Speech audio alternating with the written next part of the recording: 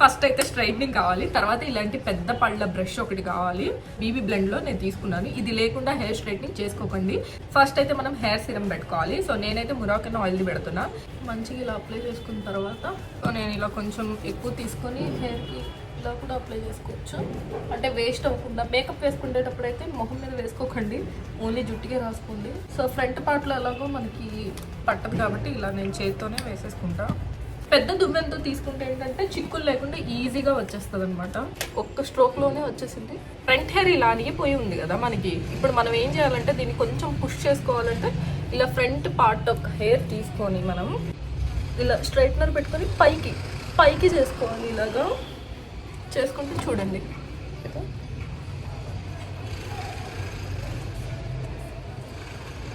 చూసారా ఎంత ఈజీగా అయిపోయిందో. కర్ల్స్ తర్వాత కర్ల్స్ స్టే ఉండాలి అనుకున్న వాళ్ళకి స్ప్రే ఉంటుంది అనమాట.